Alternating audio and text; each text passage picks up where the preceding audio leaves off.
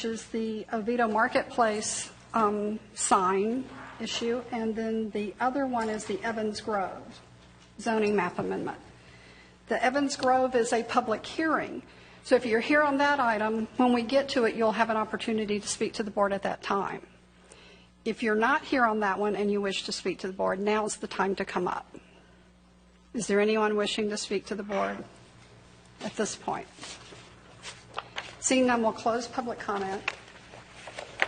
The next item on the agenda is a public meeting item for the Oviedo Marketplace NSDA amendment.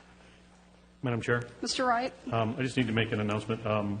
My company, Tiger Brain Engineering, we own Lot 13B in this development. While the language has changed in the development agreement, it has nothing to do with our covenants or what's being brought before us tonight. So while we're developing this property, currently we are have no financial gain or win from this meeting tonight. So I just wanted to declare that I do not have a conflict of interest, and I will be participating in the public meeting. Thank you. Is the applicant here? Would you come to the podium, please? State your name and address for the record. Angela Shaw, my business address. I'm with the law firm of Broderick Cassell, 840 North Orange Avenue, Orlando, 32801. You want to tell us about your project and why we should approve it? Sure. We represent Oviedo Fund LLC, who's the owner of the Oviedo Mall. Brian O'Livy is also here. He is the manager of the mall. We submitted an application for an amendment to the PUD development plan. There were several main items that were addressed and are being addressed in this in the PUD amendment.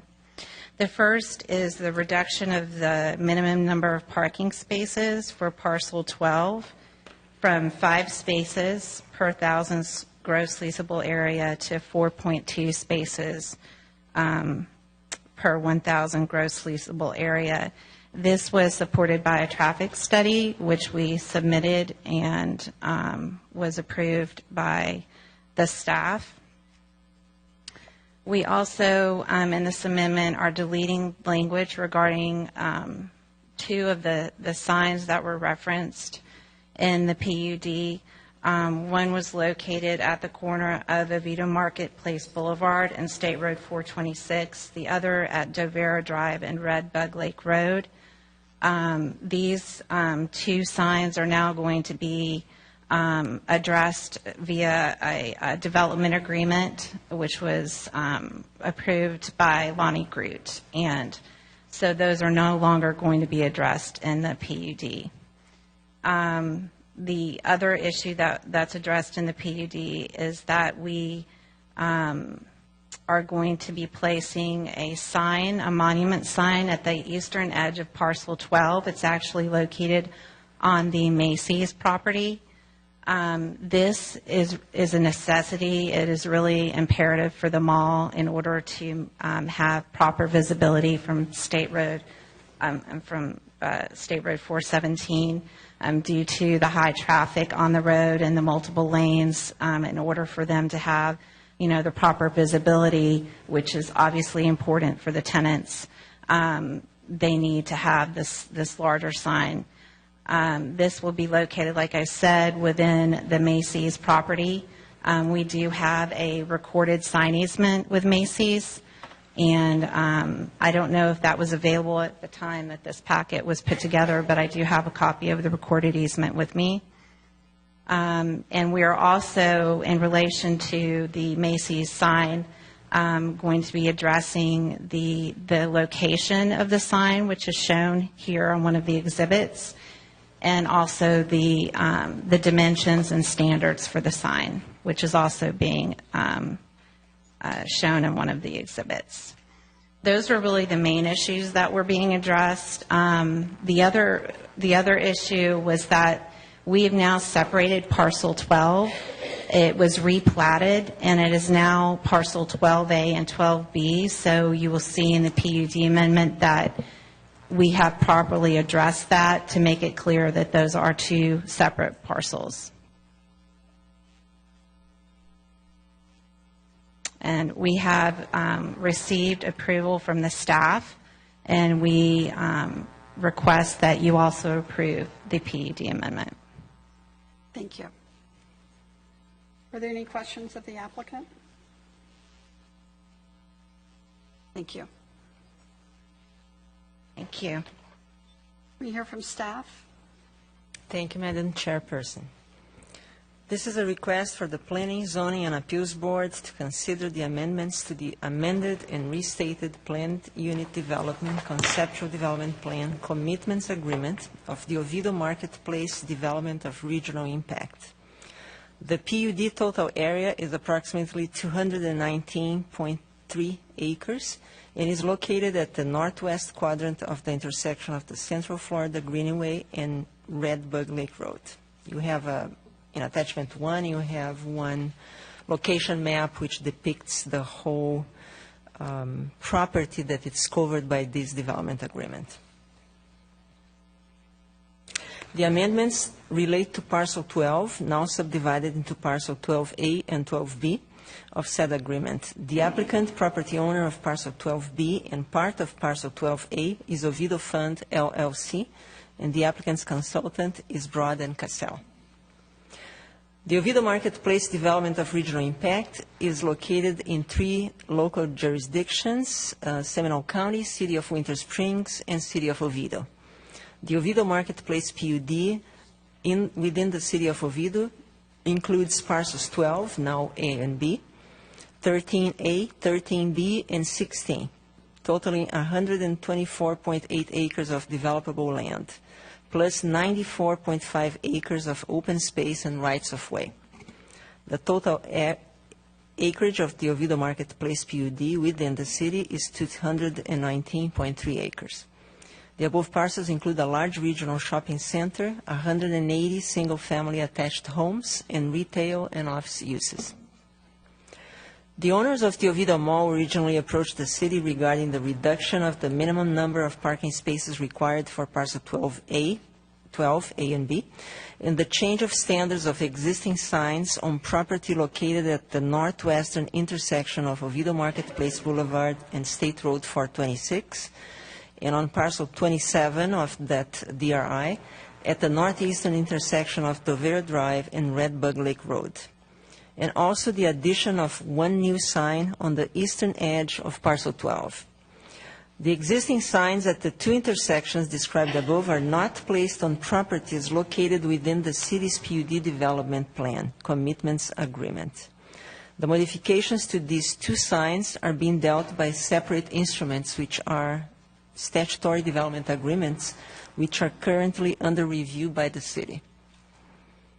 So the purpose of the amendment is, 1, to reduce the minimum number of parking spaces required for Parcel 12 from 5 spaces per 1,000 gross leasable area to 4.2 spaces per 1,000 gross leasable area.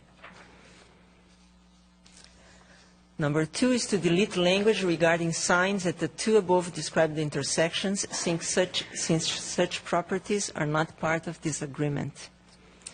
Number 3 is to place standards into the agreement for a new sign proposed at the eastern edge of Parcel 12. And number 4, to modify the sign exhibit to show the proposed new sign location. So I have here a description of all the changes that are in the development agreement, which you have also one strike-through and underline exhibit to the resolution. Some of the changes were updates to dates and to also abbreviations, renumbering of exhibits, and some corrections of the text, some typos. And the main changes are on item 9, which I'm going to describe, and item 10 of my report. Item 9 is about parking. It's on page 13. The applicant provided a traffic study to justify the request of reduction from 5 spaces per 1,000 gross leasable area to 4.2 spaces per 1,000 of gross leasable area in the number of minimum parking spaces required for Parcel 12, A and B. which was reviewed by the city's transportation consultant. The city's consultant recommends the following. Given the existing hourly parking demand space ratio and city's vision to become a multimodal network, it is recommended that the request for a parking space requirement reduction from 5 parking spaces per 1,000 square feet to 4.2 parking spaces per 1,000 square feet of gross leasable area on parcel 12, A and B, be granted. Comprehensive plan policies related to the marketplace gateway will be addressed at the time of new future development. The other item is item number 10, which is related to signage. And this is on page 14 and 15 of the development agreement, the strike-through and underline copy. Sign standards for parcel 12A and parcel 12B were described separately. There were no changes to the standards. Exhibit 7A and 7B were renumbered to Exhibit 6A and 6B.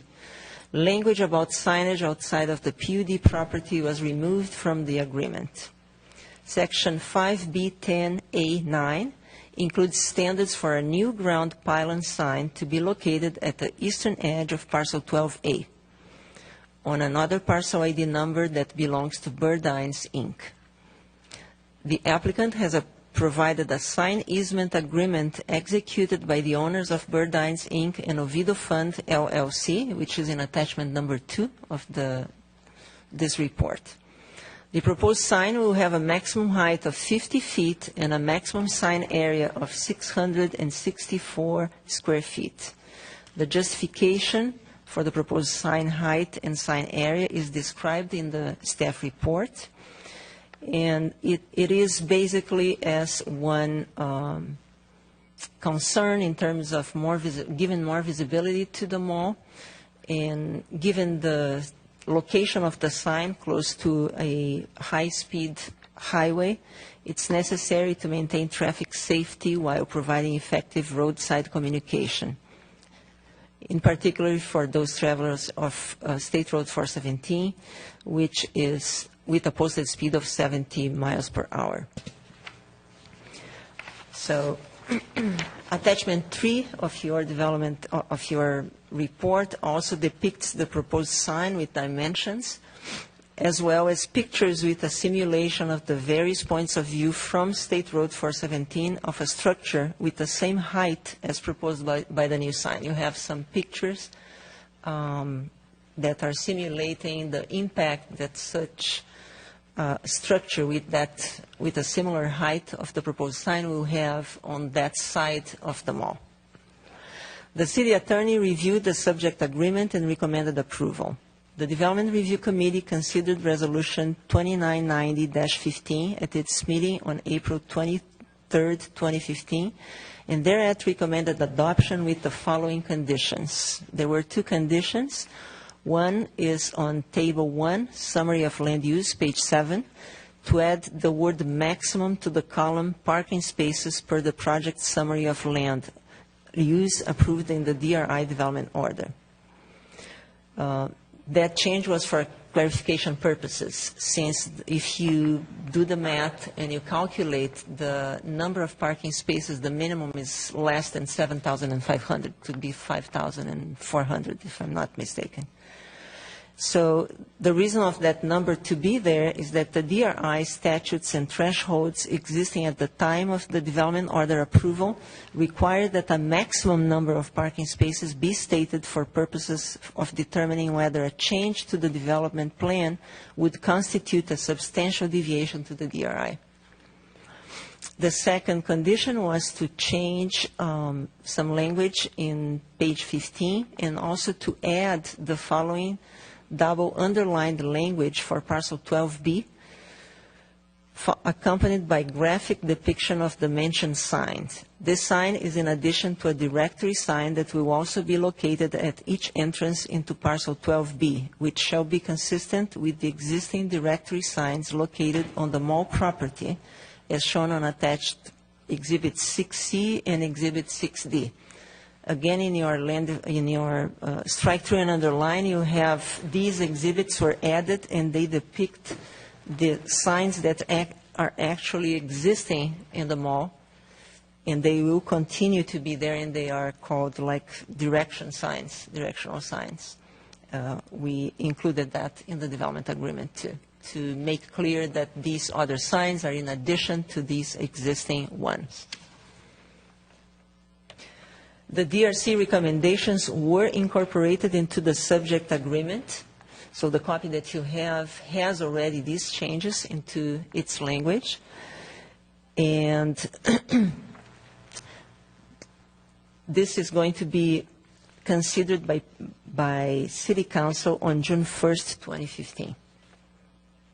It is recommended that the PZA recommend approval of resolution number 2990-15, amendments to the amended and restated planned unit development, conceptual development plan commitments agreement of the Oviedo Marketplace Development of Regional Impact. This concludes my presentation, and I am available for questions. Thank you. Thank you. Are there any questions of staff?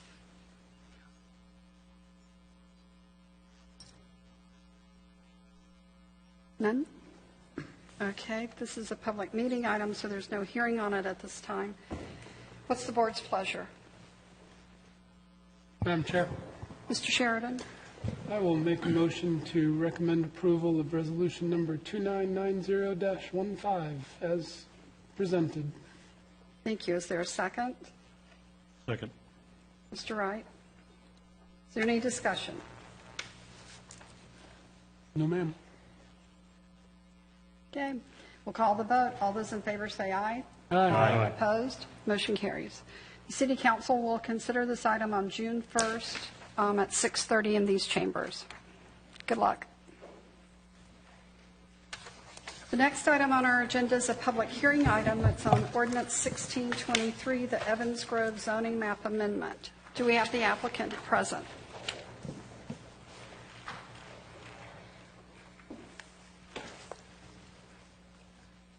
State your name and address for the record. My name is David Axel with Axel Real Estate, 1757 West Broadway Street, Suite 1 in Oviedo.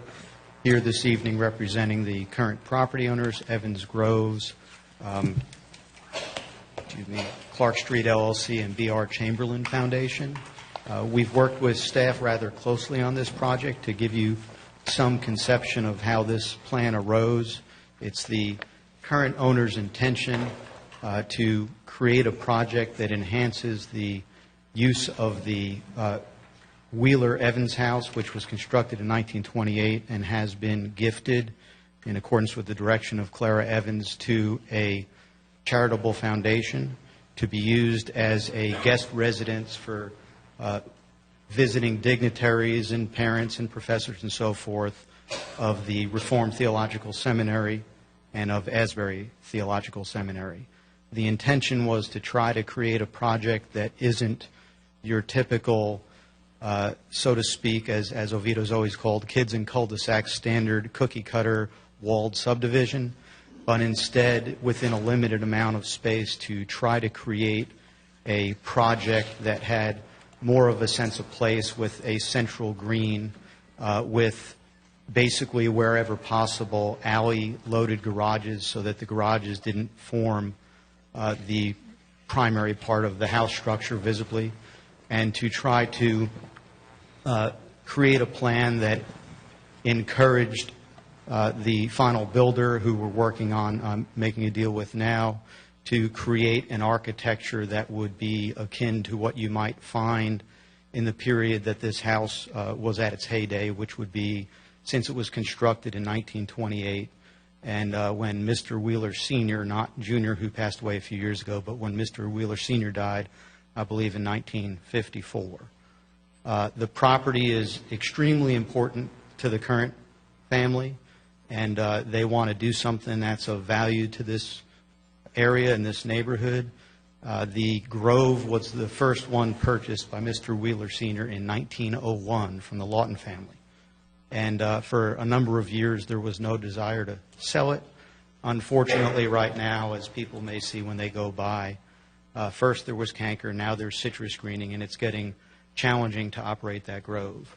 So we've worked rather closely with staff. We're here this evening for the zoning approval that allows the special use of the house that provides for the geometry of the lots and so forth, and with a conceptual development plan. This is not a subdivision plan tonight. It is not final engineering. However, we did bring the civil engineer on the project, Jamie Poulos of Poulos and Bennett, in case there's any questions. And we do have the developer of the project, Richard German, with Sunterra Communities. I understand there's some folks with concerns and questions, and I would respectfully request the opportunity to address the board again after those people have had a chance to speak, and any of the three of us are available for questions. Thank you. Are there questions of the applicant? Thank you. Thank you. May we hear from staff? Thank you, Madam Chair. This is a request to amend the city's official zoning map to change the zoning district of approximately 11.48 acres from residential R1 to planned unit development, PUD. The subject property is located on the east side of South Lake Jessup Avenue, south side of Clark Street, and on the north side of Hillcrest Street. The property owners are Evan Groves, Incorporated, Clark Street, LLC, and the B.R. Chamberlain Foundation for Public Enrichment. The applicant is Mark D. Stelly of Peluso and Bennett. The purpose of the zoning map amendment is to change the existing residential R1 zoning district to planned unit development zoning district for approximately 11.48 acres of the subject property. The total subject parcels measure approximately 500,068 square feet. The applicant wishes to designate the subject property with a planned unit development zoning district, which is consistent with the existing low-density residential future land use designation. Land Development Code, Section 4.6 C and D require the review and approval of a development agreement and a conceptual development plan with a PU zoning map amendment. The applicant has submitted a development agreement and conceptual plan for inclusion into ordinance number 1623, which is Exhibit C in the packet. The proposed development will consist of a maximum of 34 units and one special use property. The special use property will be utilized as a 7-room motel and special event facility. There is adequate water, sewer, and drainage capacity to serve the proposed development.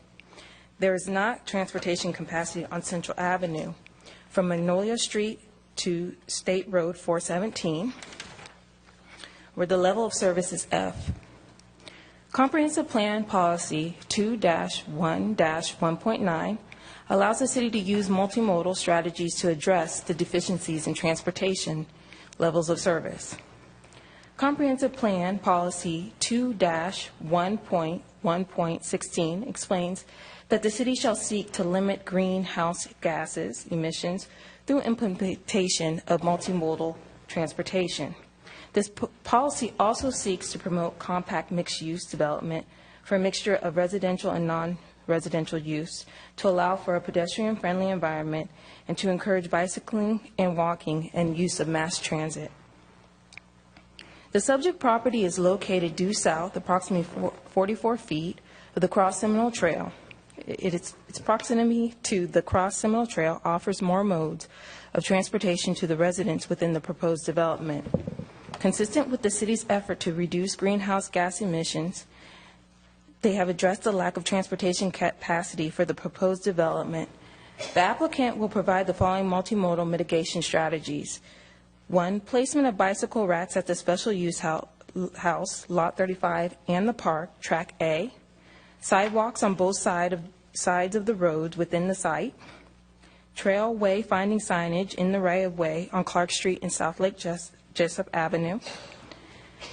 The city attorney reviewed the subject development agreement for legal content and found it acceptable. The Development Review Committee considered the PUD zoning map amendment at its Thursday, April 30th, 2015 meeting, and thereat recommended adoption.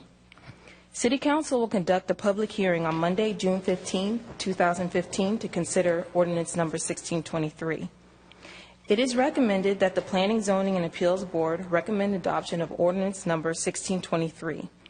This concludes the presentation for ordinance number 1623, and staff is available to answer any questions. Thank you. Are there questions of staff? Okay, we'll open it up for public hearing. The first request I have is from Robert Abascal. You state your name and address for the record, please. My name's Robert Abascal. My wife Lynn and I live on the corner of Hillcrest and Lake Jessup. It is the northwest corner of that intersection. It is the it's the northeast corner of Hillcrest and Lake Jessup.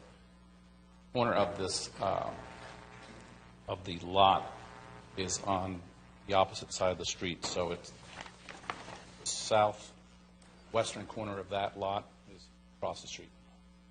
And my concern is drainage. We have had, since we've lived there 8 years, we have had drainage issues. If you look from Hillcrest down towards Central, Lake Jessup is a series of hills, and Hillcrest being, I'm guessing it's one of the highest. From there, it goes down to Mitchell Hammock, down towards the high school series of hills. So there's one hill between the house that's there, the Evans house, and Hillcrest. So that water drains off into our backyard now and into the Grove. And the sidewalk on the Grove side has been washed away. The land underneath the sidewalk has been washed away. The other water runs through our backyard and it floods. Not all the time, but when there's a heavy rain, our backyard is a swamp. So my concern is drainage from the preliminary conceptual development plans. I understand there's alleys and there's roads, but there's no plans, and I understand there's no plans for city streets, but there's no curb, there's no drainage. So once that development's in, I believe all that water inside the lot will drain to two retention ponds they have. Corner of Clark and Lake Jessup, which has been a problem for years and years as far as drainage. And then on the southeast corner, there's a retention pond there. So I'm concerned about to the west when there's no curb or those streets, and that's the high ground, all that water is going to do is sit there or run over into our backyard. So I would respectfully ask that. I don't know what the venue is to consider putting a curb or storm drains there to minimize the impact of the drainage when that development goes in. Thank you. The next request I have is Francis Cruz.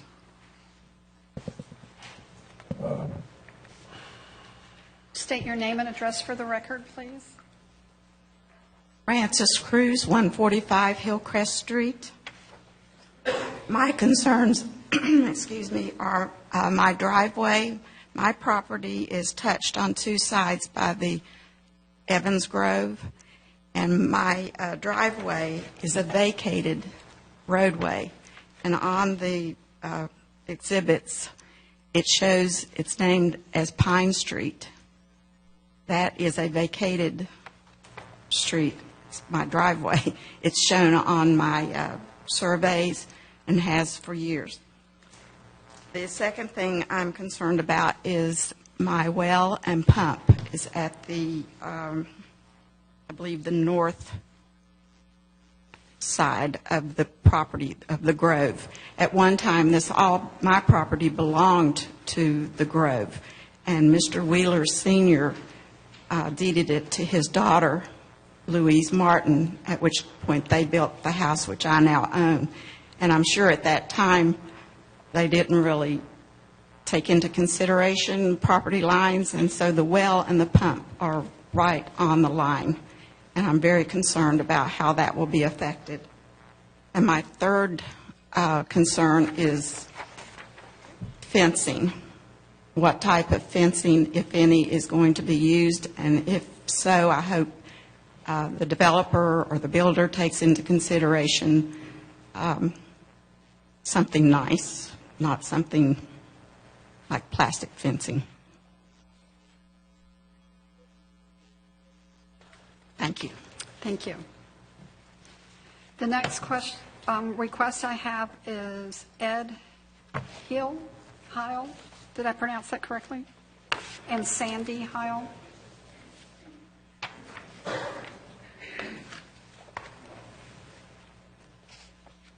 need one of you to speak at a time so that we can get it on the record. State your name and address for the My record. name's Sandy Heil. Live at 281 Bearcliff Court. Very first home at Red I'm Brick. sorry, are you picking that up, Penny, because it's not very loud? My name's Sandy Heil, 281 Bearcliff Court. That's in the Moss Creek community, and we live in the very first red brick home there. And please bear with me. I'm just heard some of the information about the development just recently, but my understanding is that it's going to be like 37 homes. Are going to be built with 2-car garages, with all back entrances via alleyways. And my concern is that the entrance into this subdivision, I'm understanding is, and correct me if I'm wrong, is that there's an entrance coming in off Lake Jessup directly across from the entrance into our street, Bearcliff Court, so that it'll open up just across directly from there into and then off of Clark. And our concern is that these are going to be only alleyway homes, with back entrances in, with no means for parking if they have guests at their homes and whatnot. Where is the plan for these homes to have guests at their place as far as parking? They won't be able to park on the alleys, and there's not going to be parking in front of their home, a street in front of their home. So are they going to park on Bearcliff Court, or where are they going to park? Go ahead and speak. Okay, my other concern is traffic. We live right there, so we see that traffic flow on Lake Jessup constantly, and the speed limit is 25 miles per hour. However, that's not what is, how people do not follow that.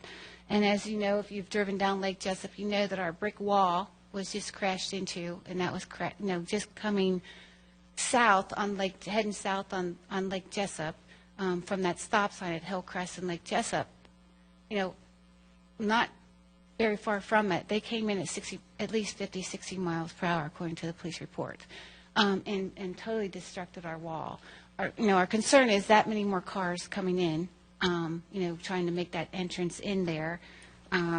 And then just today, coming home from work, coming down Hillcrest, I was turning onto Hillcrest from 434, and I had to quickly just stop on my brakes because I was coming home at 3 o'clock, and there was 2 young boys riding their bicycles that just immediately just rode their bikes right in front of my car as I was coming in. Because I was coming around the bend, I could barely see them as I was coming through, and they couldn't see me, and they were crossing there. And I'm just concerned that it's just that much more traffic for children, going through, and what is the means for, assuring that we can monitor this. And, the third concern is the increase of children for the overflow of Lawton Elementary. Those are my concerns. Do you have anything to add? My name's Ed Heil. I'm her husband. So a couple things I have to add to it is you're introducing 37 homes, 37 families into a busy community. You're looking at it's a straight shot from Hillcrest to Central. Literally, I see people driving 50 to 60 miles per hour through there, including school buses. The area used to be patrolled by police. They no longer do that. We never see them anymore. So you get a lot of kids coming home from school, a lot of kids late going to school, to Oviedo High School, and they're flying. But that continues through the day. The reason I bring that up is you're going to bring more people into that location. Small kids are walking home from the elementary school, and it's already right now kind of a crazy area. Obviously, you're looking at putting property, or you're putting residents in a designated property. I understand that. What number is correct, who knows? One of the things I caught in the presentation from the first gentleman is that the plans are not final. I just found out about this as far as this whole hearing yesterday. So I haven't had a chance to see the plans. I haven't had a chance to see a lot of things, and I live right there. I've been traveling, so I've missed, I got the mailer So I just caught the mailer. So if you consider putting an entrance and a exit opposite Bear Cliff Court, which would be on Jessup, that would be very dangerous. I'd encourage you to walk that ground I'm talking about and see it. Cindy, I see Cindy's name. Cindy had assured us they were going to be executive homes. They're going to be big homes with big lots. In fact, if you go back in time before the economy, there was going to be a Graham Cove of single-family executive-style homes that were going to go into Grove, and that didn't happen due to the economy bust. So, again, I guess I'm looking at 37 homes. If it's not a final process, does that go to 64 homes? Does 37 homes, 37 additional families make that area more busy than it really needs to be? And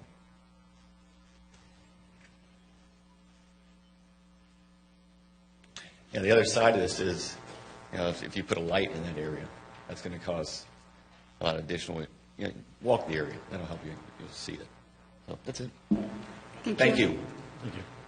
The next request is from Paul Fairchild.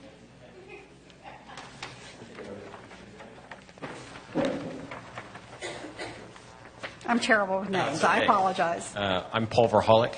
I'm in the Moss Creek subdivision as well. I'm at 490 Veracliff Court, and I have only recently found about this, as my neighbor Ed has, as Robert. I agree with what they said here. I'm concerned about the increased traffic that I'm not sure what the number is, if it's 34 or 37, and maybe something that I don't know and I'd like clarification on is, if you rezone this, are you actually approving just the new zoning? You're approving the actual subdivision as they've planned it?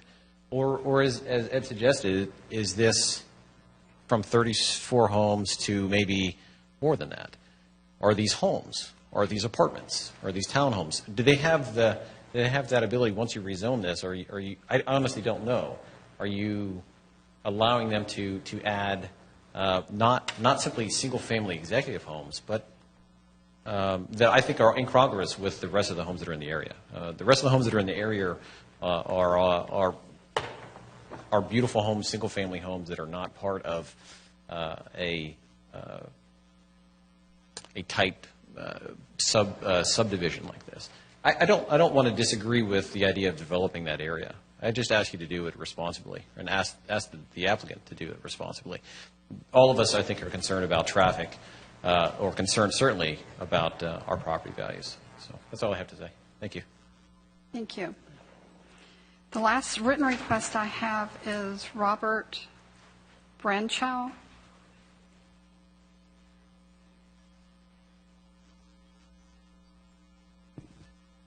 You got it right. Thank you. Thank you. The first thing I'd like to do is thank. My name is Rob Branchow. I live at 455 Madison Lane in Oviedo, and I live, as do several of the neighbors here, live in the development that's basically across the street on Hillcrest from this area. It's in what used to be the Clontz Orange Grove. So we understand about homes being built in orange groves. But one thing I did want to do, I wanted to thank you for taking the time tonight to listen to these comments. I know this is an important part of the process. I think what I've heard tonight, and I do have the plan. I see that it's basically proposed for up to 34 lots, 32 minimum plus 2 that could possibly develop as part of the seminary tract of land, so it could be up to 32 or 34 home sites.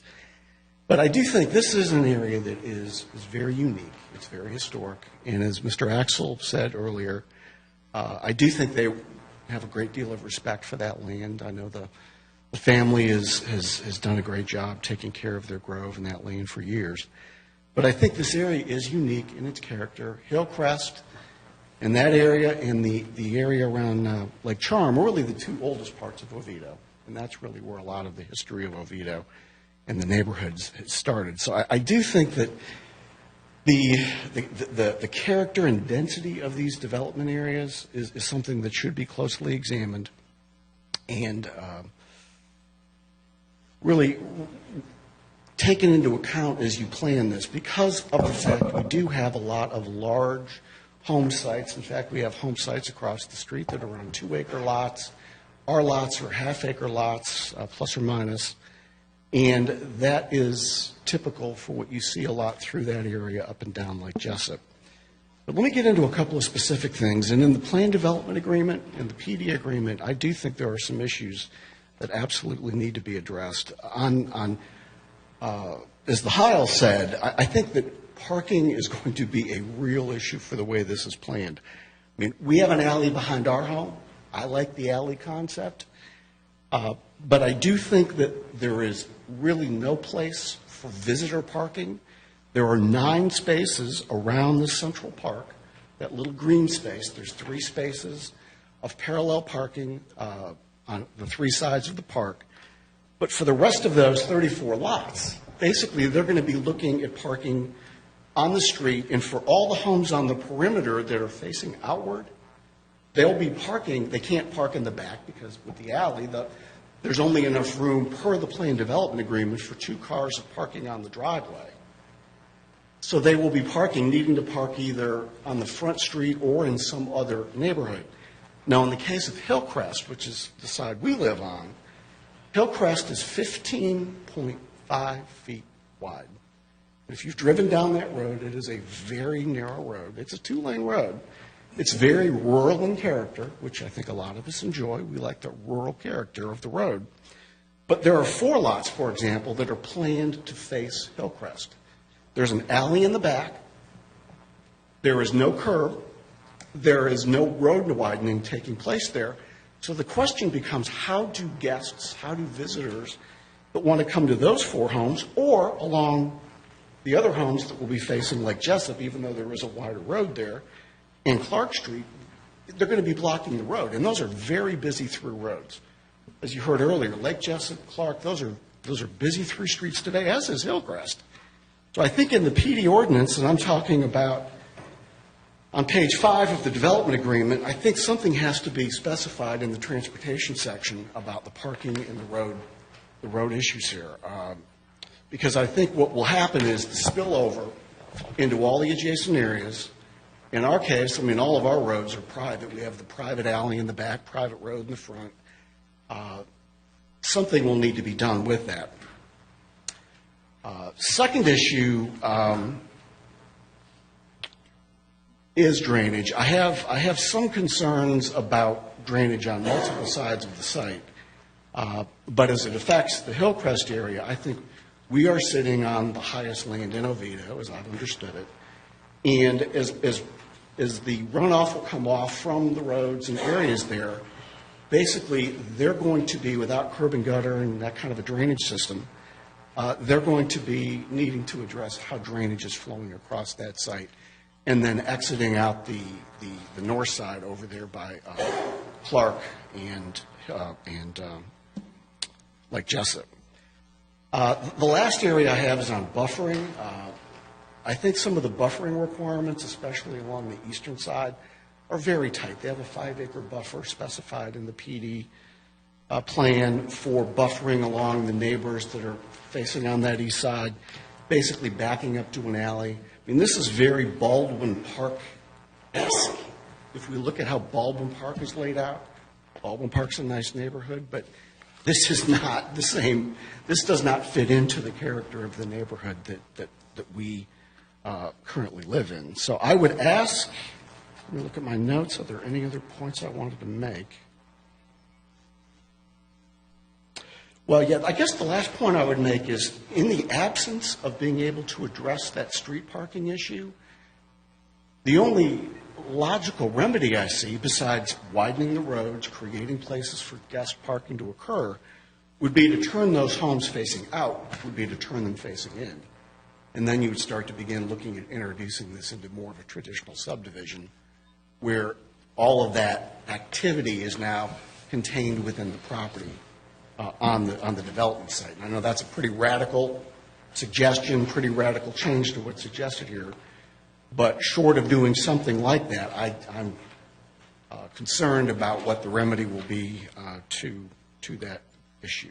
So that is all I have for my comments. Thank you. That's the last written, excuse me, that's the last written request I have. Is there anyone else? Okay, come up to the microphone, please, and state your name and address. Okay.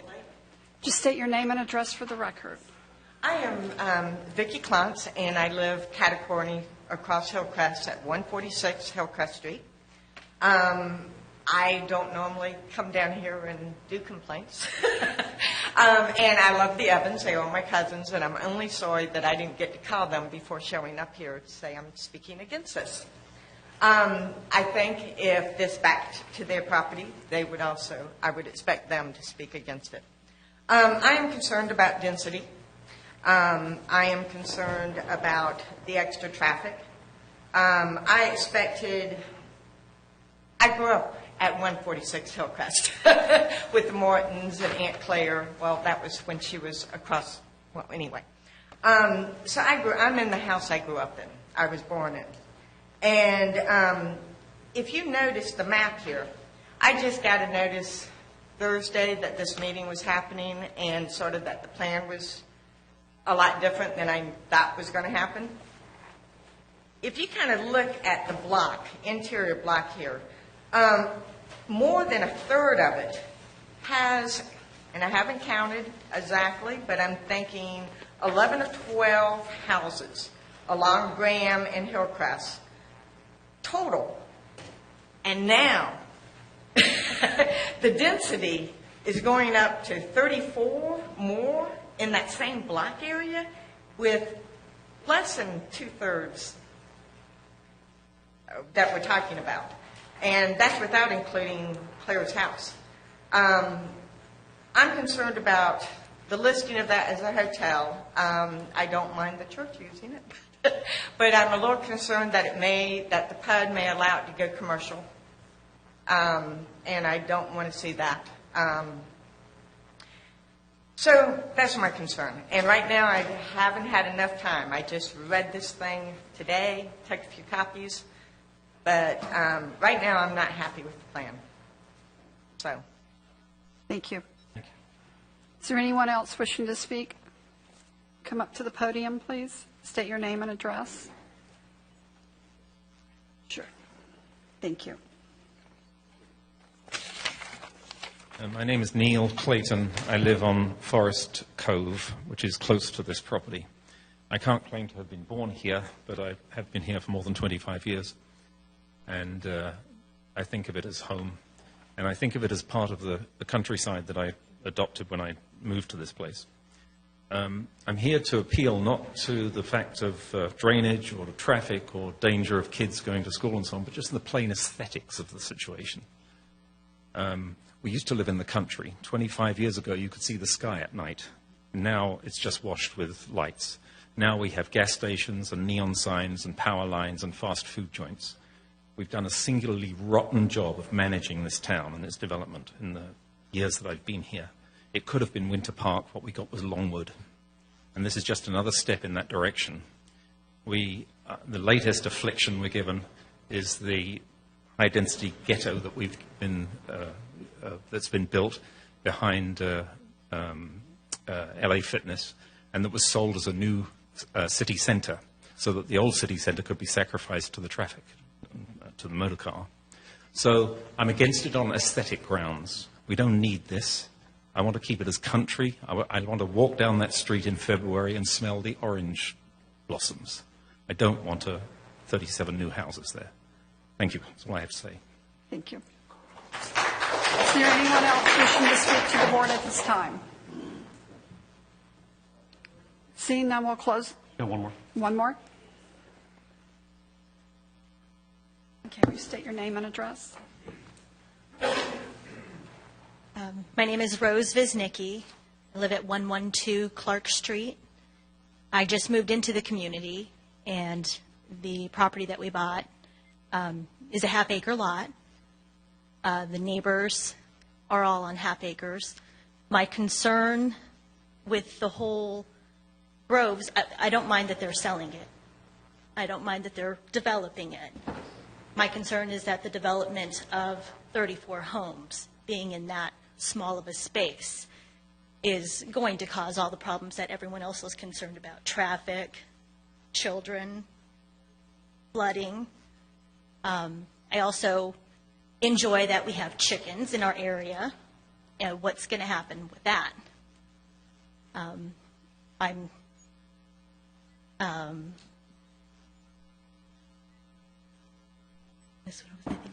concerned about the groves. You said that there's issues with the groves. Has there been soil testing?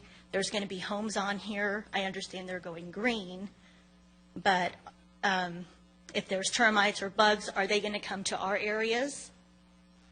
What is going to be done for that for us to make sure that we're not affected by that, that being tore down or whatnot, and what precautions are being taken? Because I don't want to be, I just moved in. I don't have the money to have the termites or whatever may be there. What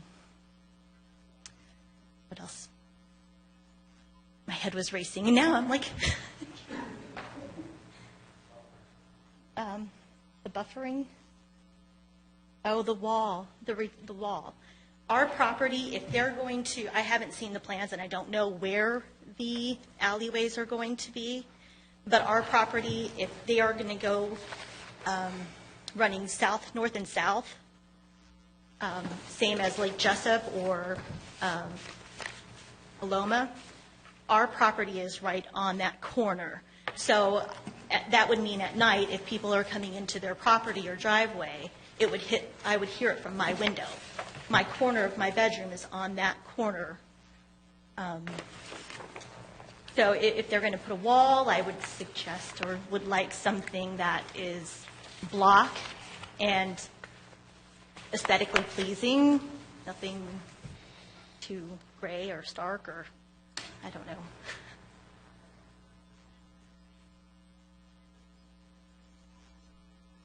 All right, that's it. Thank you. Thank you. Sir, would you like to speak? Okay, come on up.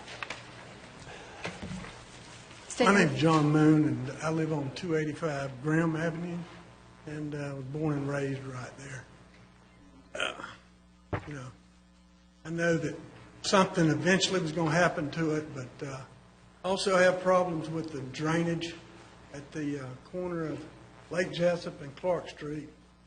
The last time we had it was underwater down there. The city had to pump. They have to pump the pond.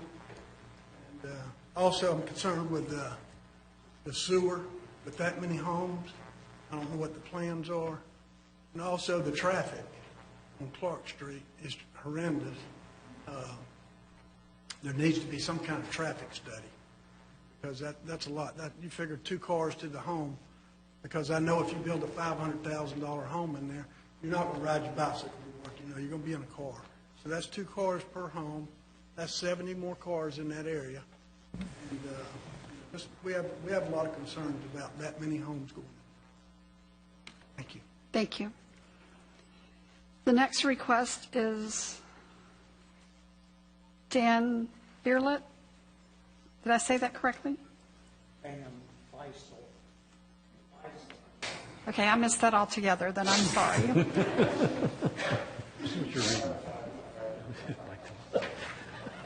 need your glasses. You want my glasses? Okay. My name is Dan Beistel, and I've lived here for over 50 years. I just wanted to echo some of the concerns that have already been expressed, and that is the density of the number of homes. I would have hoped that the number of homes would not be as dense, more like 12 or 15, if you go with what we already have in that area, which is many homes are like half an acre.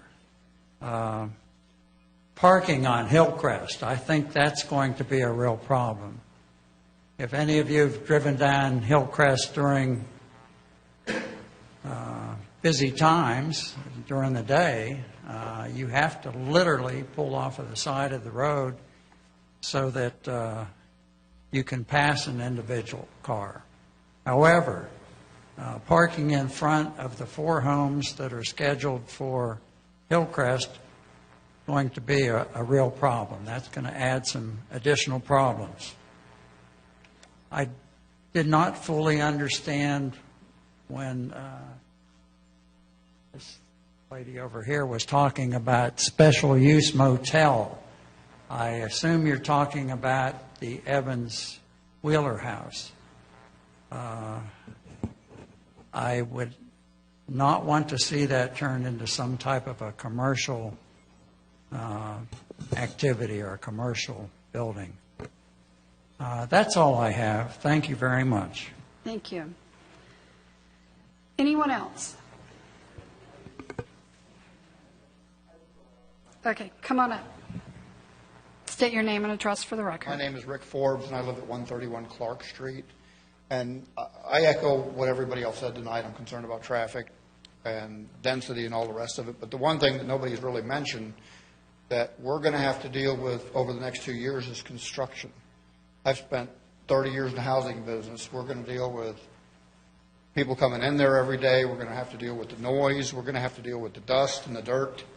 And nobody's really thought much about that. So all of that's going to take place over the next 2 years with development. So that's just going to add to the complexity of what's happening in the neighborhood. So, for that reason, I'm against it. I mean, we don't need more congestion and traffic and pollution and all the rest of it that comes with this. So that's all I had to say. Thank you. Anyone else? No. Come on up. My name is Dan Von Gartzen. I live on 332 Graham Avenue. My main concern is the infrastructure of that area surrounding that lot is not feasible for the type of equipment that will be moving in. The power lines that are on Hillcrest alone are right along the edge of that roadway. It's a very narrow road. When you enter it, trying to get 2 vehicles to cross, 2 cars maybe. A truck and a car, one's got to wait. You have power lines and transformers that cause brownouts on occasions and definitely go out during heavy storms for Graham Avenue, Clark Street, and Hillcrest. I don't see how burying the lines or how they're going to get that in there while maintaining what's there without curbs on Graham Avenue, Hillcrest. They are on Clark Street and Lake Jessup. However, the roads are still not wide enough for the type of vehicles and things that would be needed for this kind of work. We kind of went through it when Brookhaven was added on to Graham Avenue, directly across from our house, and it caused a lot of damage.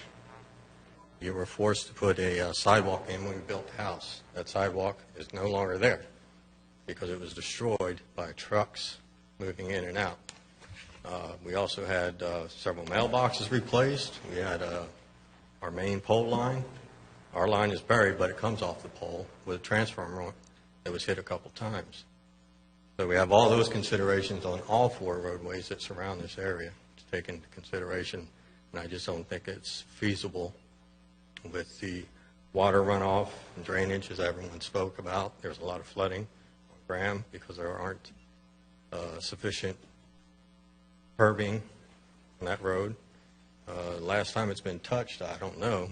It's got potholes, both Hillcrest and Graham, and you have a lot of school children, elementary school children, that are walking and riding bikes that are hard enough to see during the daytime, let alone at night when family are starting to do their activity because of the bike trail. So there's enough congestion and things going on with the existing homes that are on half-acre lots to try and put in that many more families. That's all I have. Thank you. Thank you. Anyone else? No, ma'am. Okay, seeing none, we'll close public comment. What's the board's pleasure? Madam Chair, the applicant has asked to come back up and address questions, if that's okay with the board. You're right, and I apologize, I forgot about that. Would you like to come back up, Mr. Axel?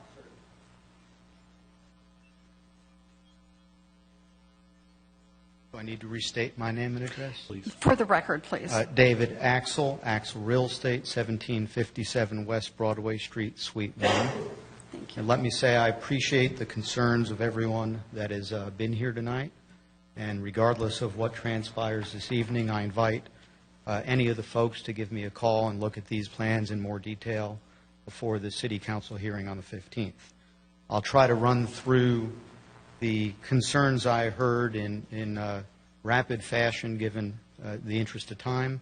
If there's something the board wishes to get into a little more deeply, so be it. If we get into something technical, we do have the engineer here. If I miss something, please let me know. First, we heard Mr. Abascal's concern about drainage. I understand that concern. We are not here for final engineering this evening.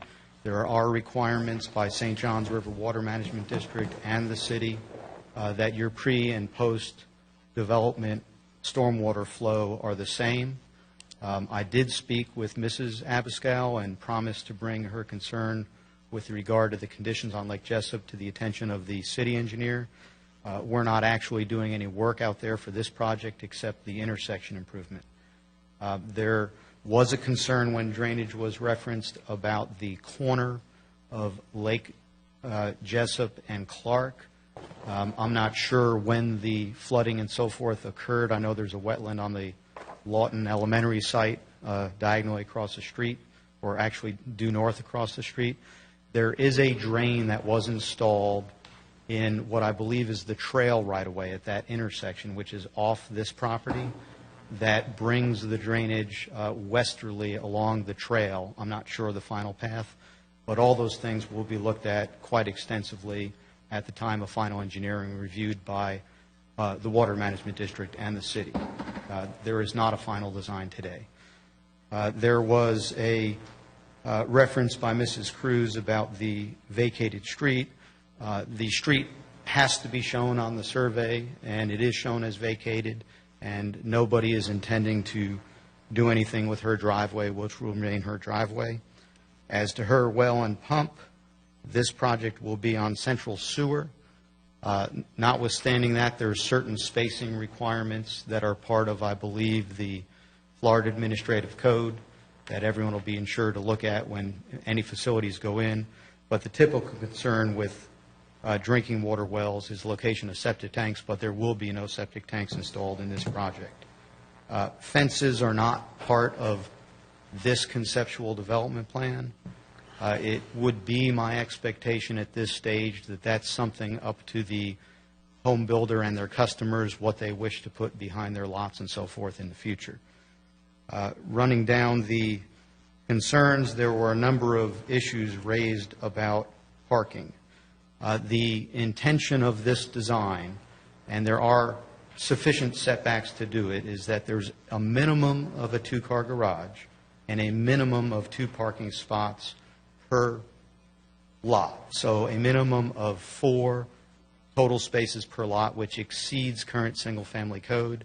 In addition to that, the developer's agreement specifically provides on page 7, item 6, in addition to those 4 spaces, that there will be a minimum of 9 spaces along the park in the central area of the project. On the plan that is in front of you, right now, there's 12 spaces shown there. So it will be the intention, if at all possible, by the developer as this proceeds, to put those 12 spaces in. And that's in addition to the 4 per lot and whatever's required for lot 35. There's a number of folks that suggested they'll be parking on the streets. There is no such intention. That completely is within the purview of the city engineer and the city to manage if it becomes a problem, and they certainly have enforcement rights and can post signage and so forth. But I would agree that Hillcrest specifically is insufficient, and I don't think either Lake Jessup or Clark are intended to have on-street parking, so that is not the intention of this project at all. There's been some discussion about traffic and doing a traffic study. I will tell you that the developer did engage a traffic engineer who did a traffic analysis. That analysis was reviewed by the city's consultant and accepted. There was no issue identified on any of these streets with relation to this project using the technical requirements of review and so forth. There was a question by some of the speakers about, since this isn't a final plan, what are the limits? If the board wishes to ask staff, so be it, but I will tell you that right now, my understanding is once this zoning is approved as a CDP with a developer's agreement, the number of units is capped. It's always possible during design that there may be an issue that comes up with some sort of geometry or stormwater or something, I'm not sure what, that could diminish that. I don't think that will occur, so the maximum number of lots is 35, including the special use house with 34 residences. I can tell you that the intention of the Evans family at this time is to deed as a gift lots 33 and 34 to the Chamberlain Foundation. The intention is that those lots, and it's in your developer's agreement, would be used along with the house. There is a garden currently on the border of those two lots, and it is intended that that remains as a benefit to the house. So although it is quite possible in the future that there can be two homes on those two lots, the current intention is that that is not the case. There was a number of folks mentioning density. I will tell you that the comprehensive plan establishes the density. We're not asking for a change of density, and this project is within the density limits of the plan and met, as I noted, all of the traffic requirements and so forth. I'm not quite sure what else you might like me to address. I think I've covered it. Do you have anything else? Okay. Unless the board has a question. Thank you. Thank you. What's the board's pleasure? Madam Chair, Mr. Wright? I'd like to make a motion to recommend approval of ordinance number 1623, Evans Grove zoning map amendment. Is there a second? I'll second it. Mr. Lopez? Is there any discussion? Mr. Wright? No, I had to make some notes here, but Mr. Axel basically just, I think, addressed everything, at least all the questions I saw with it. So. Anyone else?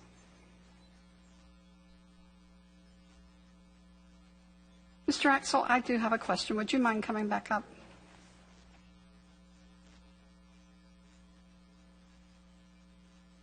Can you tell me again where you intend for people to park for the houses that face Hillcrest?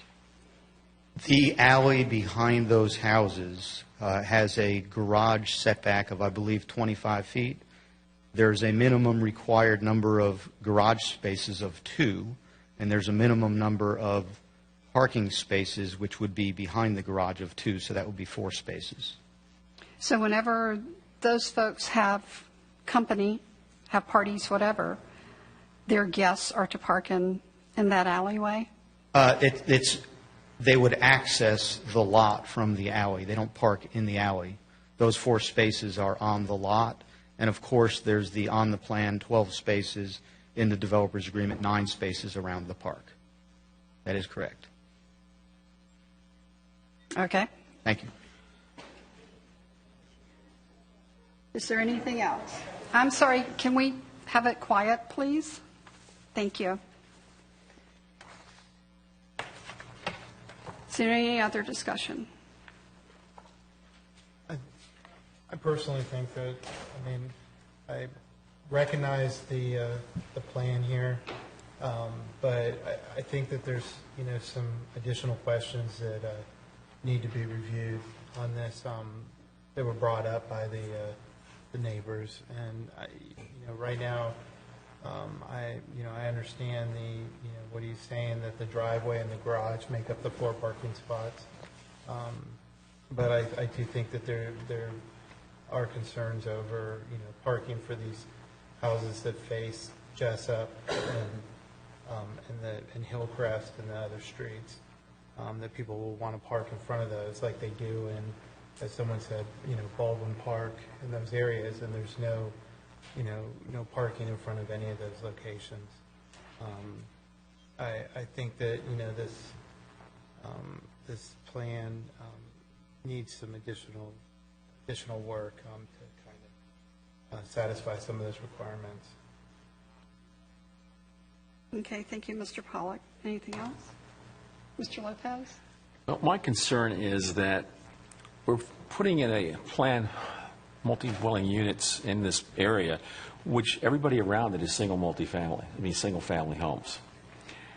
And I have to agree with some of the concerns that people have brought up. I mean, in the parking, the noise factors, this whole area is not really tailored for this type of development, in my personal opinion. I know the scale of economics, this would be the ideal scenario for them to do that, but I think they really need to go revisit this plan. Madam Chair. Could I ask? I'm sorry, Madam Chair. Mr. Mr. Lopez, I just clarified, did you say multifamily? Not multi-family, the way the property is Okay, developed. I thought you said No, I know. Okay, thank you. Freudian slip. It's not multifamily. No, I know. Ms. Pierre? Madam Chair, thank you very much.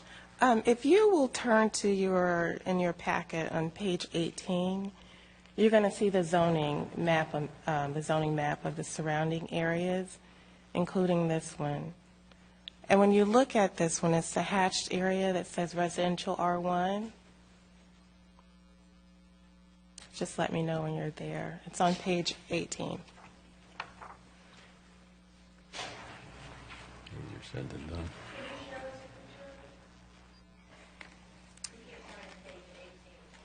Oh. I'm sorry. Okay. It looks like this.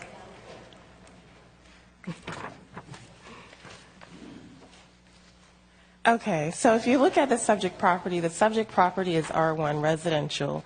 The future land use of the subject property is low-density residential. The future land use limits the property to a maximum of 3.5 dwelling units per acre. So the maximum that they can get on this property is 37 units, which is what is provided in the staff report. They are requesting 34 units, including one special use property. So if you look at the zoning districts surrounding it, to the south you have R1, which is residential, which allows 8,500 square foot lots. Then you have the RCE, which is directly to the southwest off of Lake Jessup. Those properties, the RCE zoning district allows a minimum of 1 acre lots. Then you have RCE to the west of the property, which is also 8,500 square foot lots. And then you have mixed use district, single family, which allows a mixture of uses on that and different lot sizes for that. So the property is consistent with, is compatible to the surrounding areas. The RCE does allow larger lot sizes, but it also allows single family. So what the applicant is proposing is single family residential dwellings. Now, the applicant can just submit a preliminary subdivision plan and get the 37 dwelling units without having to do a public hearing. It would only require, the PSP only requires a public hearing before, a public meeting rather, before the Planning, Zoning, and Appeals Board and before City Council. And it's not a noticed meeting. They are entitled to 37 units, only because the zoning allows it and the future land use allows it. So in order for that to be denied, we would have to determine that it's inconsistent with the comprehensive plan.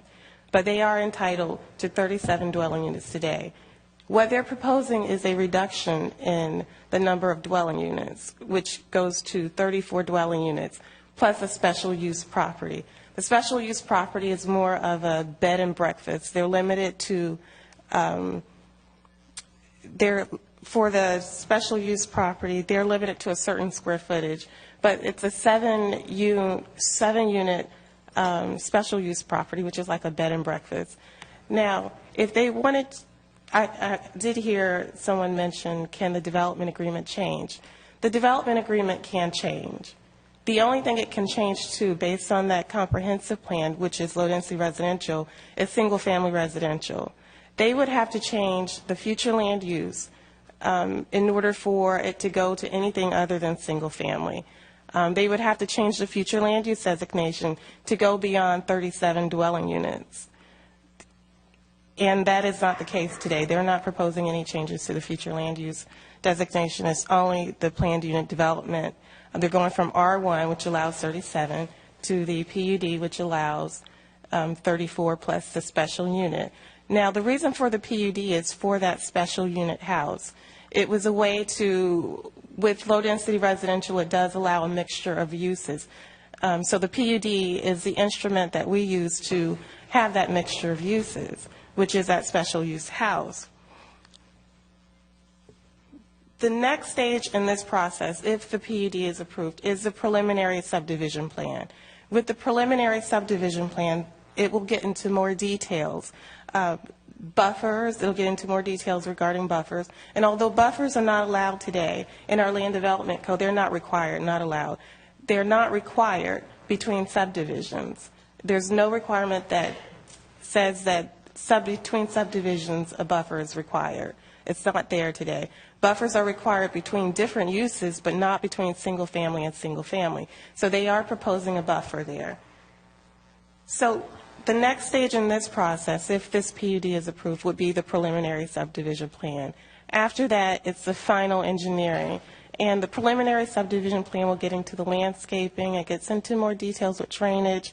If they decide to put a fence, which a fence is not required, if they decide to put a fence there, they would show it on the preliminary subdivision plan.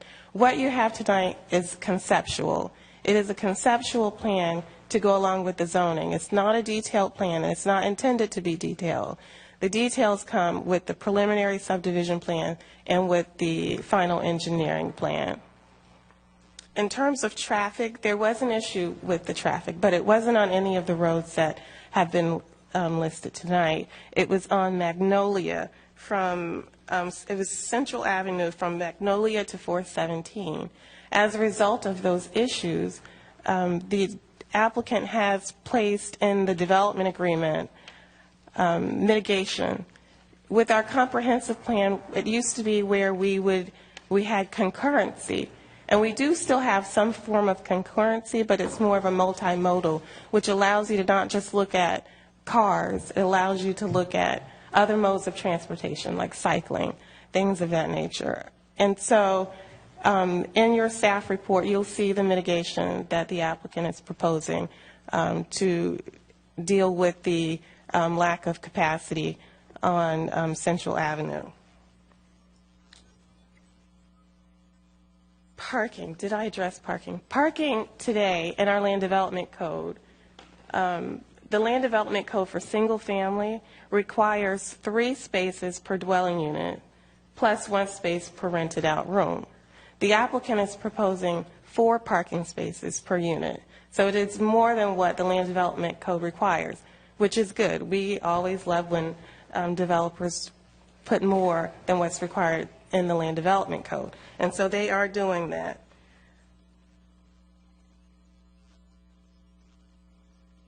And I hope I addressed some of the issues that you all raised. If I didn't, if you have any questions, please let me know.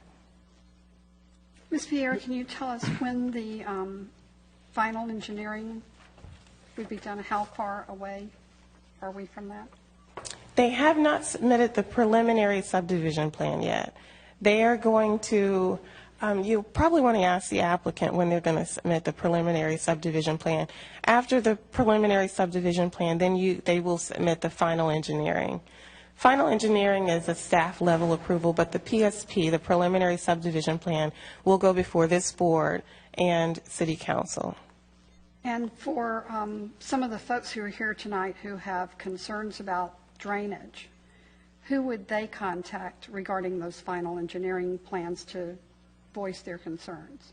We recommend that they contact the applicant to let them know what the drainage issues are.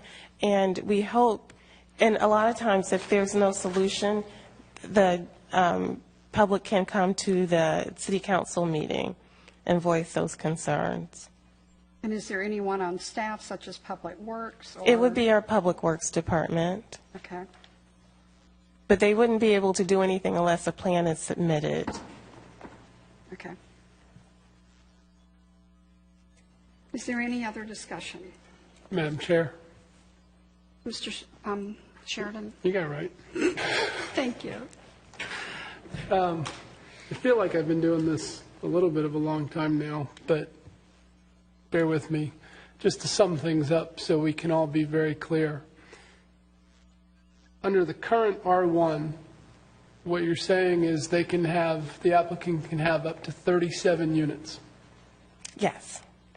And under the proposed development, they're asking for 34 plus the motel. Yes. Which is actually my biggest issue with this project, but that's a whole other story. I don't believe that part is compatible in this community, in that area whatsoever. I think that brings in its own parking, traffic, and other issues. Folks, this project, this parcel is going to get developed at some point. I think we all know that. We've seen that before. We've seen it all over the town. We're really looking at the zoning map tonight and not the project as you're hearing, and that's kind of where I want to go with this with you all.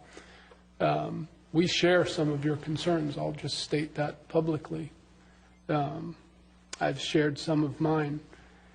But looking at the zoning map, we have some pretty specific guidelines that we need to follow and look at as what's presented before us tonight. So I guess in some ways, don't be surprised here in a couple of minutes when we call a vote. There are other times and other issues that we'll be able to address all of these concerns.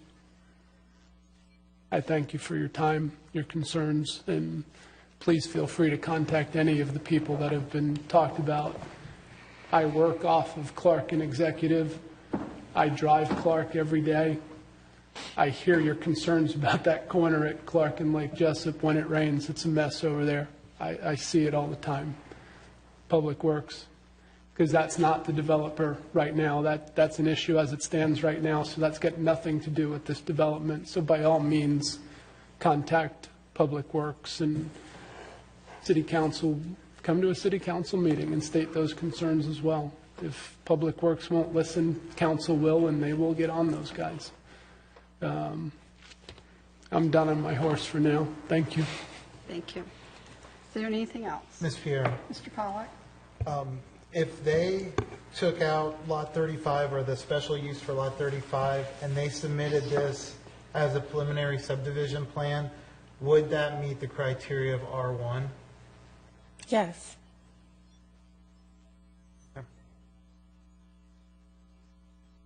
And that's a good point, because it would. As long as it doesn't exceed 37 dwelling units, it would meet it. All right. There's the lot sizes meet the minimum lot size requirements for R1? It's 8,500 for R1. And these lot sizes, they may be a little smaller, so yes, they would need to get either a deviation, which is possible, or a PUD.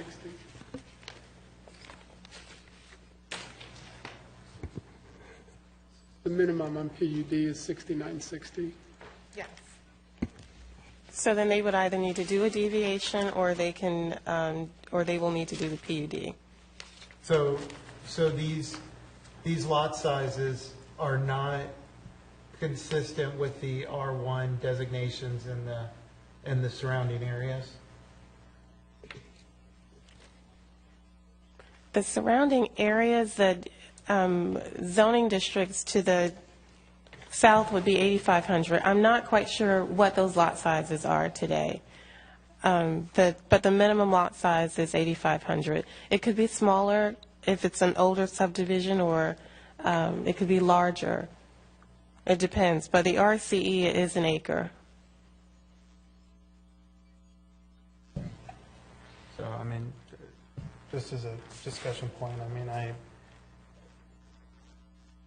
those lot sizes don't meet the requirements of the R1, so doing this PUD would actually make this, if as kind of proposed, would make it more dense than it would if it was an R1 designation. Is that correct? No. No. No, that is not correct. The most that they can build on that property is 37 units. They have taken away some of the lot dimension with the special use house and also drainage. So they can have 37 under R1. The orientation of the homes can still be the same under the R1 zoning district. It can still be the same without having to go through this process if they made the lot sizes 8,500 square feet. If they decided to not do the PUD, then they can still, like I said, the orientation still can be the same way, and they can go up to 37 units without that special use house. But I believe that special use house is very important to the family, and they want to keep it.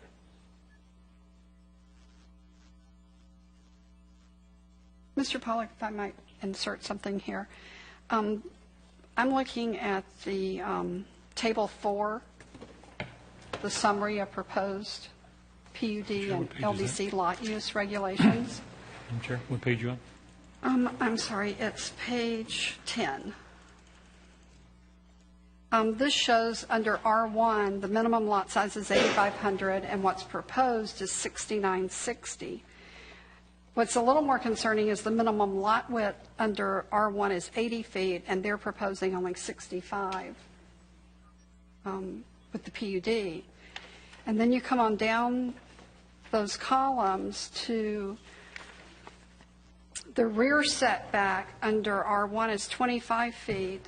Under the PUD, we're looking at 7.5 feet for a rear garage. In the rear garage, 21 feet. Or 5 feet. And then the driveway setback's only 2.5 feet. Side setbacks go from 8 feet to 5 feet. While they may be allowed, I'm sorry, can someone please turn their phone off?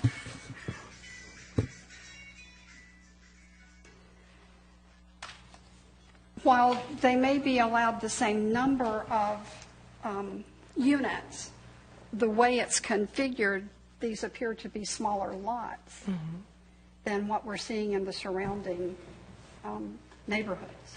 But are they smaller lots? Mr. Sheridan? But are they smaller lots? If there's only 34 where there could be a developed 37, there has to be an increase in lot size somewhere along the way. Well, there's a huge tract in the middle That's their park area. Space. Yeah, they have a large area for the park. In terms of lot sizes, our comprehensive plan promotes compact development, especially in areas where there's not a lot of trips available on the roadway. And this is one of those areas where we've talked about, not this particular area, but in our comprehensive plan where we want to promote compact development. And that's what this is. It's a compact development. It's close to the trail, so they're able to take more than one mode of transportation throughout the city. It is an area. Excuse me, can we please have order? Stop. Thank you. And it is an area where it's, like I said, close to the trail.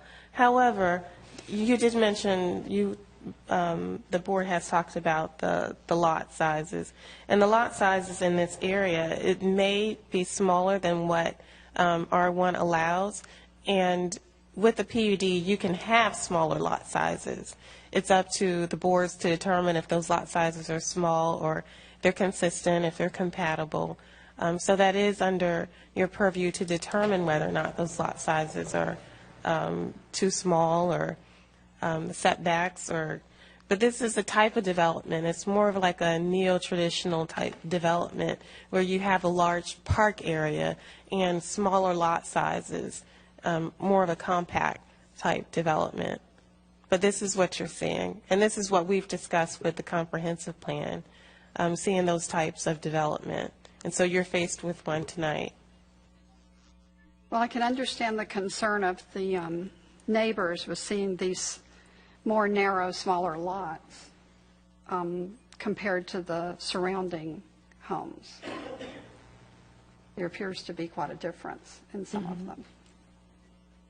Madam Chair. Mr. Pollard? These, I mean, it's not even that the lots are smaller. I mean, they're putting the house right up to 5 feet on the sides and, 5-foot front setback and, a 7.5-foot rear garage setback. I mean, they're right on the lines, which I understand the promotion of these, the new communities, but it just, for that area, it just does not seem consistent with the surrounding areas. Doesn't fit. It doesn't. It doesn't.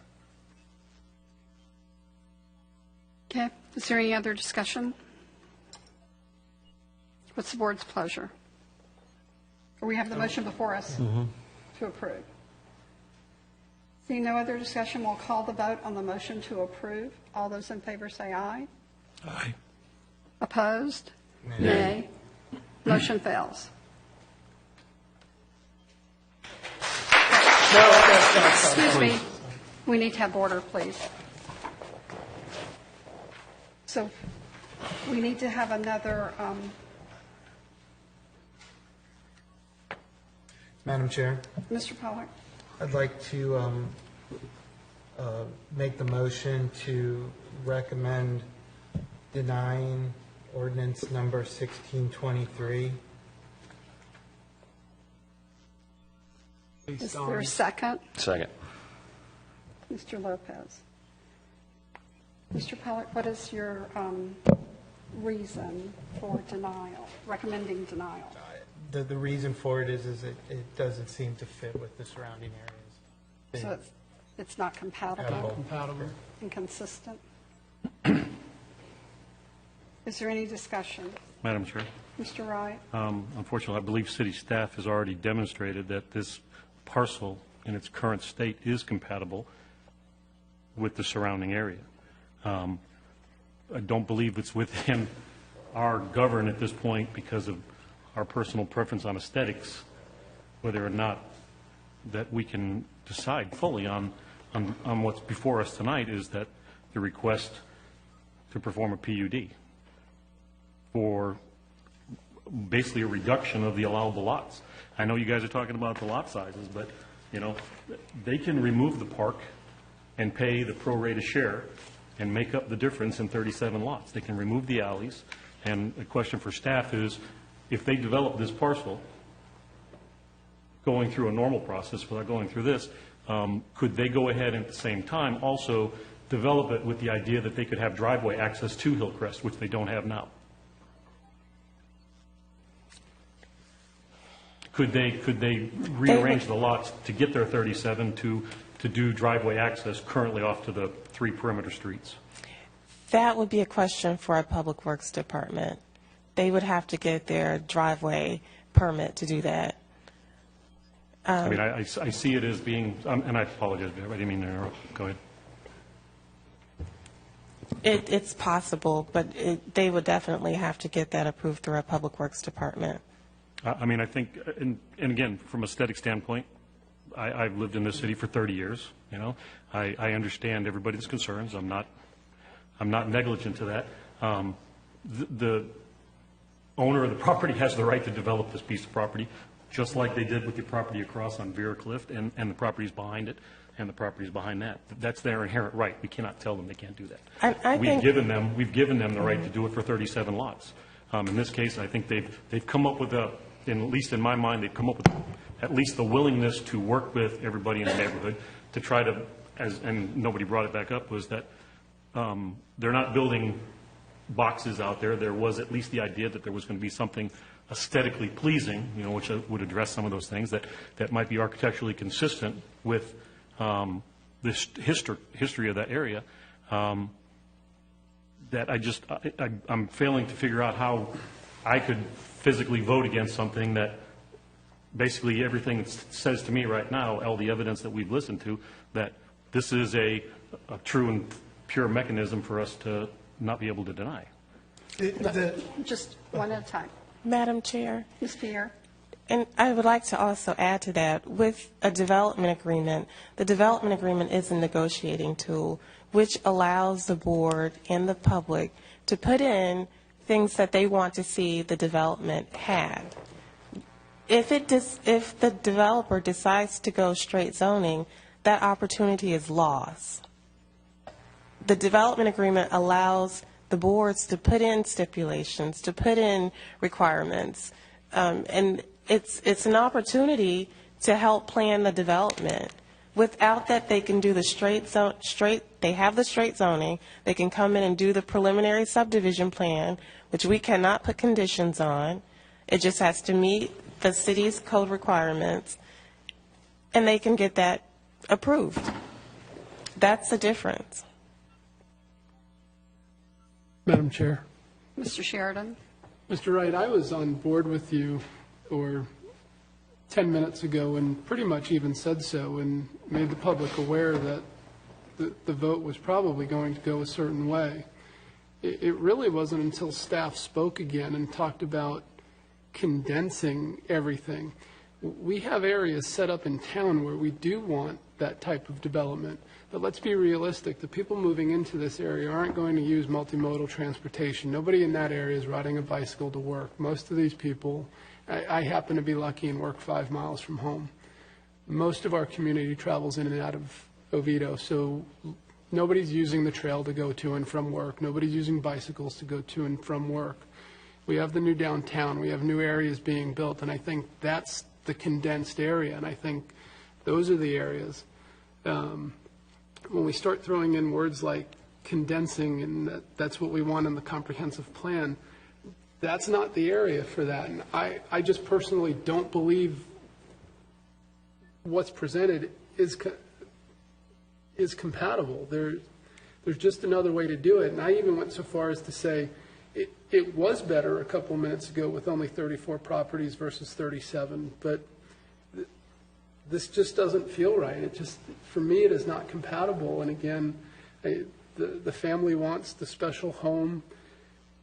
But if that's going to be a motel-type place, that is certainly not compatible in the location that it's in inside that community. It's not out on Central. It's not on 434.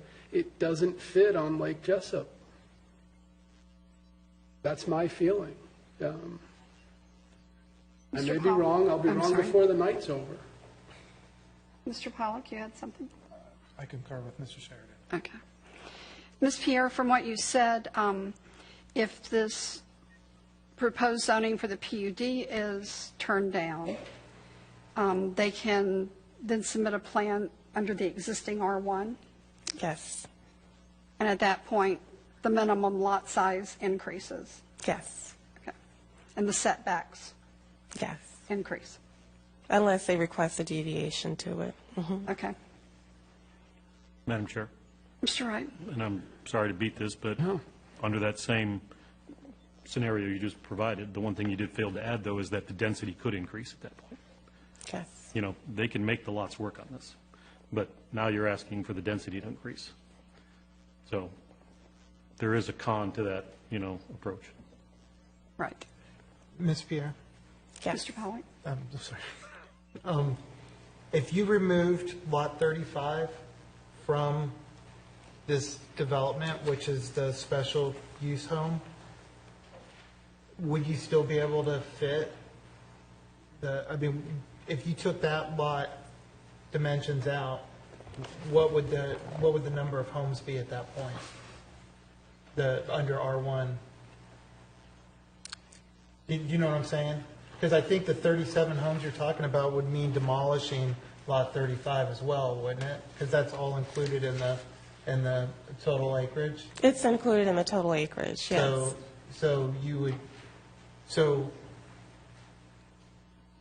Obviously that is.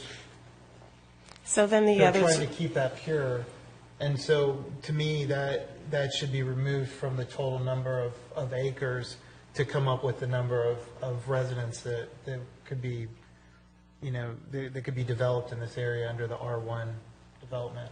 Madam Chair? Mr. Wright? On page 3 of our, I believe it's the staff report or development agreement, might answer Mr. Pollock's question. Under the existing guideline, the current zoning, 31 lots can be built if you take out that parcel. That just means that later on, if they decide not to do anything, they can put 6 on that one site. Okay. Wait, where do you? It's on page 3. No, I'm seeing the special house. Okay, so that's the. Oh, actually, I'm mistaken. I'm sorry. You're right. The special use house can only still have 1. They can put 36 on the property. 36, okay. Sorry, my mistake. Thank you.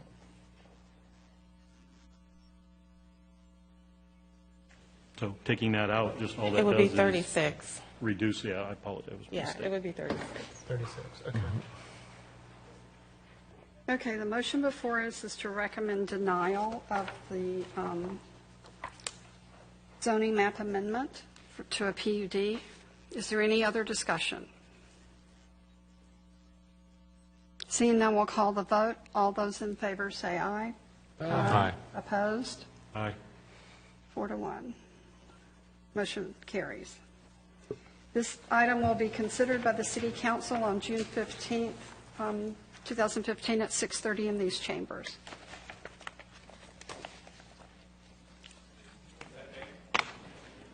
Okay. Madam Chair, I'm sorry, just a minute.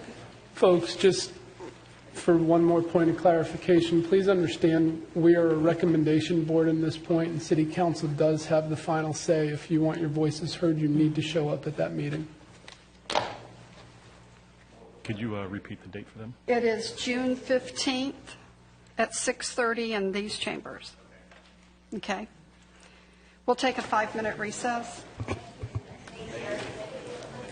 We got more stuff that I don't know about?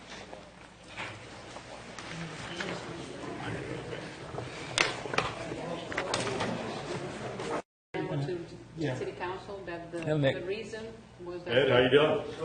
Good. Yes. I was figuring you were waiting for me outside. You were going to hit me with a bat. Yes. So we don't.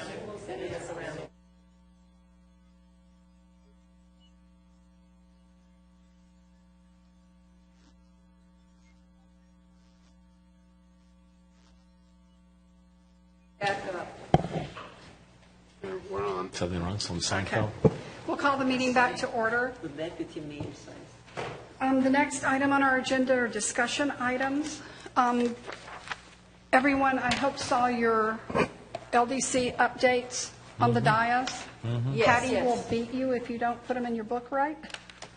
Why? Yes, I will come to your house and. Yes. But please just follow the front page. It tells you what page to take out and what page to replace. And if you do not do it correctly and you wait for the next update, you're going to be all messed up. So please Madam do Chair. it. Mr. Wright? I usually, try to get a new car every 3 or 4 years. When do you think the expectation we would just get a new book? We don't go there, Larry. Because I don't believe that mine is really up to date. Are all these? I mean, I pretty much use everything online, but These are all in the what is it, the Muni Code? Aren't they on Yes. that website? Yes. And they're Yes. updated properly? Yes. Okay. Just send us a digital copy on disc. That's all you need. Concur. actually, that would be much better if we just got digital What's a copies, disc? yes. Or a thumb Just drive. put it in your book Or a when thumb you drive. get it. It's real You're simple. assuming that I can find my book at this point. I haven't used my book in 5 years. What book? Oh, geez. Is there a book? Okay, moving on. Are there any other items we need to discuss? Okay, our future meeting dates, our May 26th meeting has been canceled. The next is June 9th and June 23rd. Madam Chair, Mr. Sheridan? I will not be here at the June 9th meeting. I will be traveling home from Alaska on that day. Okay. Mm. Anyone else? That's me. Mr. Wright? It's very possible that I may be able to make the June 9th, but from tentatively June 14th through middle July, I will be out of the country. Okay. Madam Chair. Undisclosed Mr. Pollack? location. The June 23rd meeting, I'm going to be up in North Georgia at summer camp for Boy Scouts. Okay. I might be gone in July, but Okay, as soon as you know for sure you're not going to be here, please let Patty know, so we make sure we have a quorum. If there's nothing else, do we have a motion to adjourn? So moved. second. Second? We stand adjourned. Thank you, guys. You don't have to vote on it. Yeah, let's vote. They're still out there. You may want to wait a Are few they minutes. still out there? I'm waiting to, I just want to go wait here home. from Axis that sees the one renting me the building.